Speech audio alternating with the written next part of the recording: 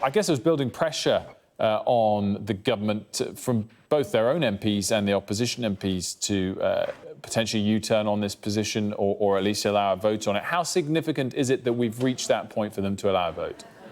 I think it's interesting. I think what it shows is that maybe the new government was not prepared for the level of feeling, certainly within their own party, when it comes to this policy. And so this is one of the first things that has been put on the table since the MPs have returned to Parliament, a Commons vote on this cutting back of the winter fuel payment, announced this morning by the Commons leader, Lucy Powell. As you say, it will be held on September the 10th. It will be a motion, which means that it's just an indication of how the MPs feel. It's not on a piece of legislation. So in the end, the vote won't be substantive, but of course it will be an important moment.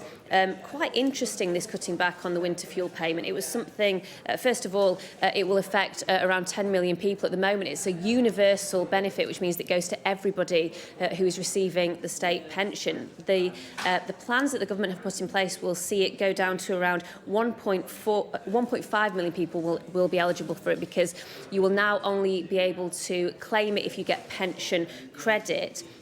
The reason that Rachel Reeves announced this, and it was one of her first announcements as Chancellor, it was on the 29th of July. She stood up in the House of Commons and made a statement in which she criticised the previous government for leaving what she said was a £22 billion black hole in the public finances, set out ways to fill that black hole, and this was a central plank of that, means testing what was previously a universal benefit. But it went down quite badly, not just with the Conservative Party and the Liberal Democrats, the opposition, as you might expect, but also with Labour MPs. And then the Labour MPs went off for recess, went back to their constituencies and had real problems with it. Many of them tell me on the doorstep, constituents were very upset about that plan from the government. So I think what you're seeing here is the government trying to head off any potential rebellion. They are trying to kind of take control of this issue by setting out their own vote.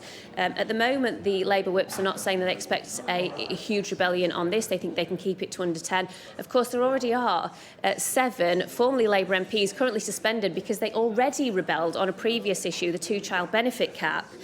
So it'll be interesting, 7 of those MPs currently suspended, will they vote for or against the government? So a first test for this government of discipline, I think.